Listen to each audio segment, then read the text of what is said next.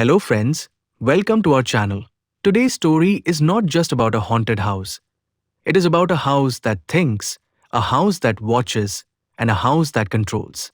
Imagine a place where every wall remembers the past, where every corner hides something dark, and where breaking a single rule can cost you your life. This is the story of a bungalow that does not allow anyone to live freely. A house that turns families into prisoners and then into memories. In a quiet area, away from the noise of the city, there stood a beautiful bungalow. From the outside, it looked peaceful and perfect, with clean walls, large windows, and a calm environment. But anyone who looked closely would notice one strange thing. An old bulb hanging near the entrance kept flickering every evening, even when there was no electricity problem. The neighbors never went near that house. They avoided looking at it for too long. It was as if they knew something, but chose to stay silent. One day, a man named Aryan arrived there with his wife Shilpa and their daughter Tania.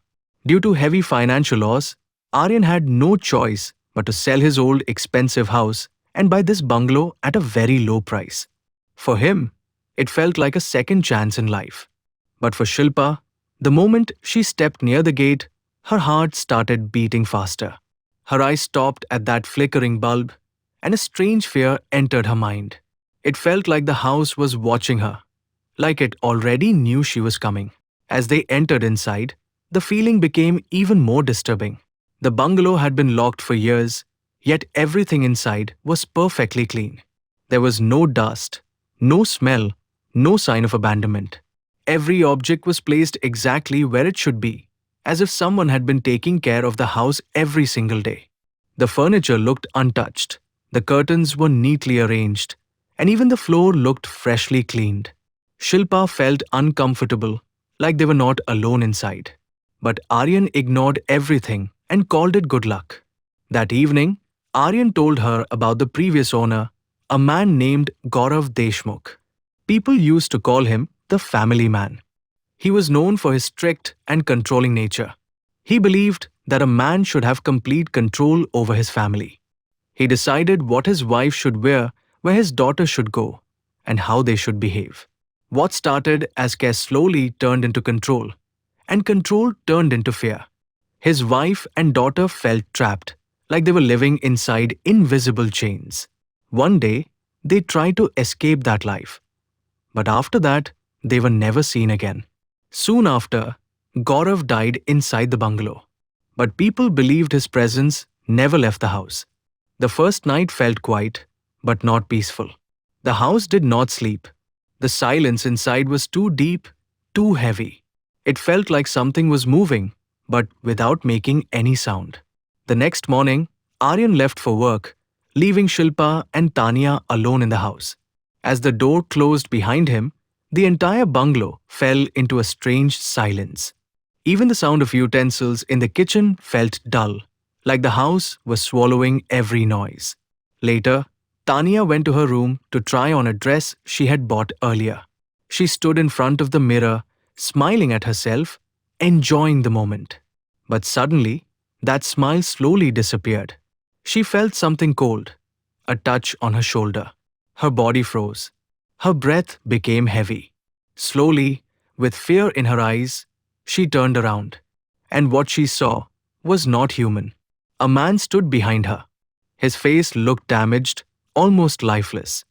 His eyes were filled with anger, control, and hatred. There was something unnatural about him, something that did not belong to this world. In a cold, emotionless voice, he said that girls like her are destroying society. Before she could understand anything, his hand wrapped tightly around her neck. She tried to fight, tried to scream, but no sound came out. Her strength slowly faded, her vision became dark, and within moments, the room fell silent. Tanya was dead. Downstairs, Shilpa called her daughter, unaware of the horror that had already happened. Suddenly, she heard heavy footsteps from upstairs.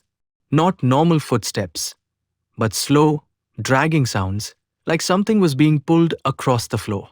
Fear took over her body as she looked up. And there he was, standing in front of her, The same man.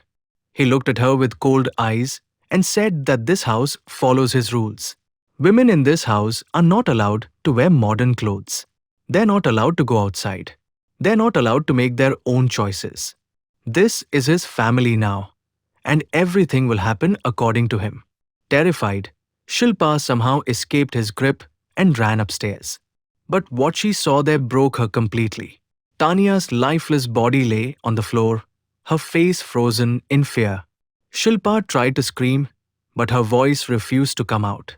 Tears filled her eyes as she ran into another room, only to face something even more horrifying. A body hanging from the ceiling. It was Gaurav.